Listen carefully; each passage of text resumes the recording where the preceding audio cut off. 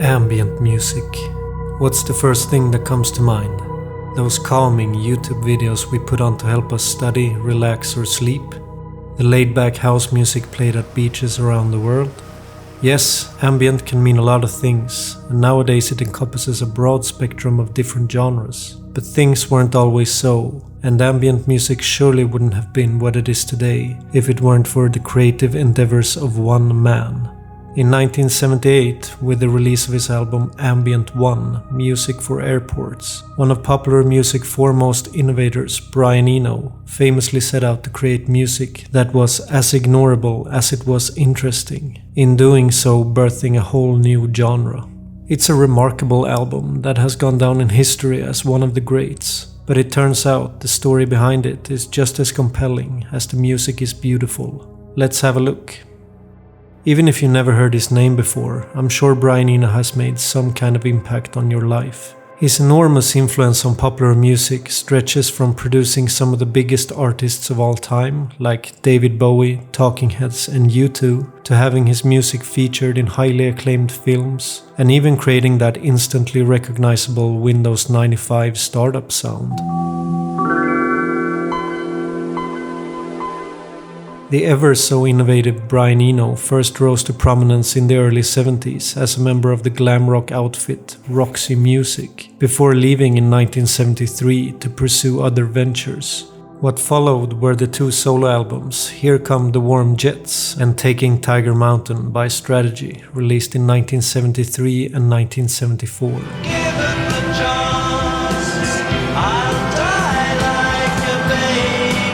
While both these records would feature plenty of Eno-esque experimentation, they can still more or less be classified as rock, and it wouldn't be until early 1975 that the idea of ambient first came to him. Unfortunately, it would all spring from a rather dramatic incident.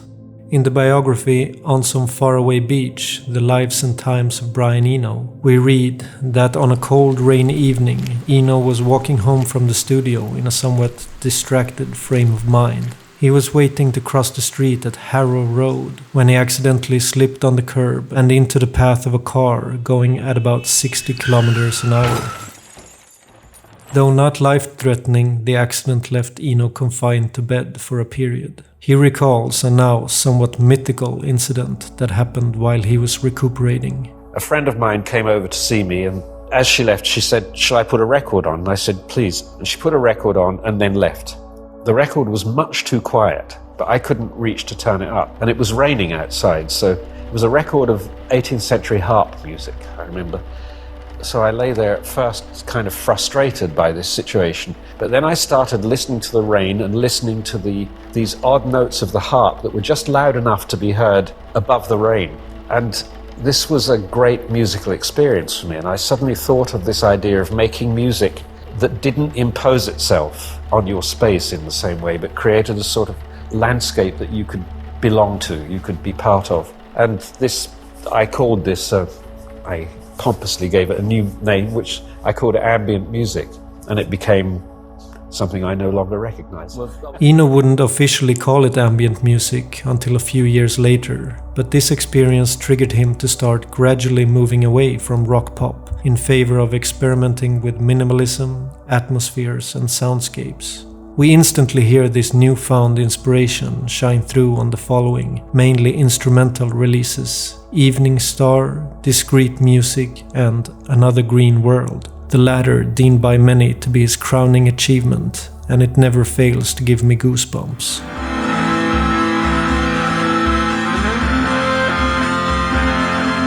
All these ideas would eventually culminate 3 years later in Eno's atmospheric masterwork, Music for Airports, and it's also when he first coined the term ambient music.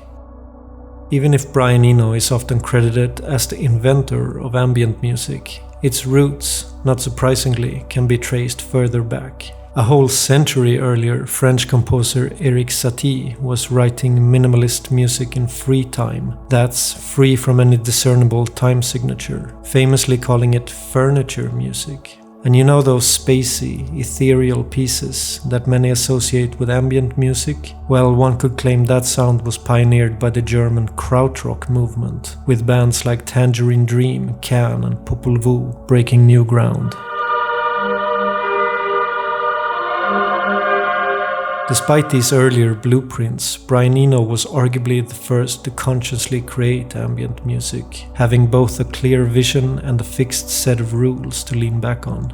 Fundamentally, he was interested in writing music as a response to the lightweight, generic background music called muzak, or elevator music, that had dominantly been played in public spaces ever since the 50s.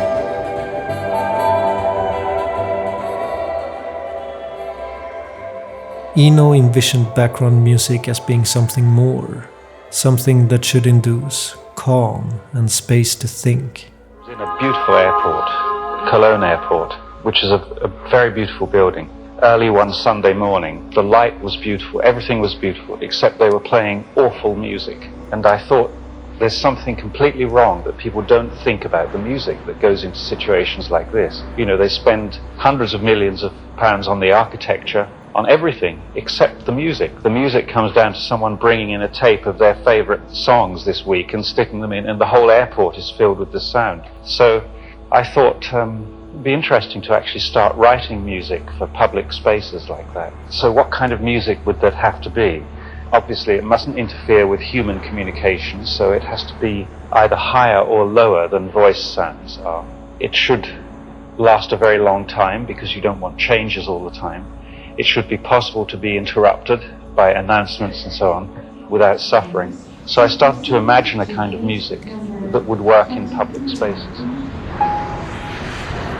Music for Airports is made up of 4 compositions of crispy analog tape loops, creating a total of 48 minutes of tranquil music. It features a sparse selection of musicians. Apart from Eno himself, we only have Robert Wyatt of Soft Machine playing the acoustic piano on 1-1. Speaking of 1-1, the first and arguably most famous piece on the album, Eno had gone about creating it by hosting an improvised studio sessions where the musicians played without hearing the other person. He eventually became attached to a simple but beautiful 6-note piano melody played by Robert Wyatt. Through intense cutting, pasting and splicing, Eno managed to create a sustained mood out of the short piano passage, together with an interlocking electric piano. After slowing the tape down to half speed and adding reverb, we're left with 17 minutes of pure bliss. The birth of modern ambient.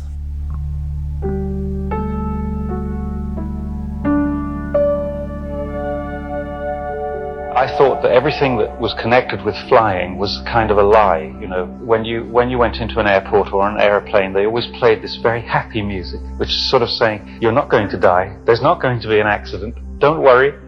And I thought that was really the wrong way round. I thought it would be much better to have music that said, well, if you die, it doesn't really matter.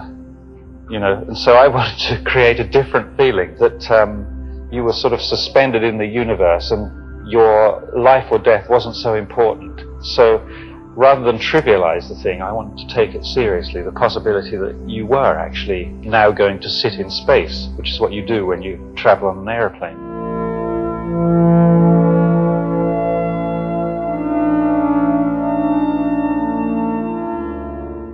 Music for Airports was finally released in September of 1978, and while now regarded as a masterpiece, at the time it was met with bewildered criticism. In the heyday of punk, Brian Eno was accused of abandoning his former rock persona in favor of making music that was cold, emotionless and dull. How the critics concluded emotionless, I will never know, but Brian Eno wouldn't be hindered by some bad press. He stayed true to his vision and put out several more albums in the same vein, including the remaining 3 in his Ambient series and the fantastic Apollo Atmospheres and Soundtracks, which features some of his most well-known compositions, such as Unending Ascent and Deep Blue Day, as known from the films 28 Days Later and Trainspotting. Music for Airports has frequently been called the greatest ambient album of all time and will always be known for defining the genre. But as Brian Eno stated earlier, ambient music would come to take on a life of its own and ultimately become something unrecognizable from his original vision. It took some time, but we first began to see the album's long-lasting legacy in the early 90s, when electronic acts such as the KLF, the Orb and Future Sound of London started fusing techno and house with ambient music. Their music became popular within the British ecstasy culture as a means of relaxing after an intense rave and an aid for coming down from the drugs.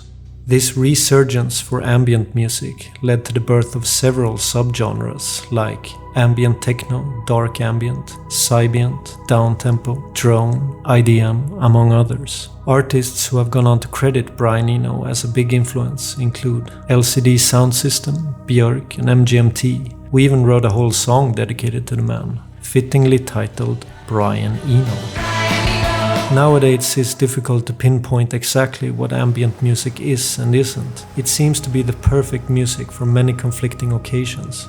We can sleep to it, relax to it, study to it, yes, even dance to it. But without the influence of Brian Eno and Music for Airports, who knows what other kind of music we would be listening to while doing all these things. I'm sure it wouldn't be as blissful. Hey everybody, thanks so much for watching. If you enjoyed this video, don't hesitate to hit the like and subscribe button. It will really help the channel out. Also, do you have an all-time favorite Brian Eno track?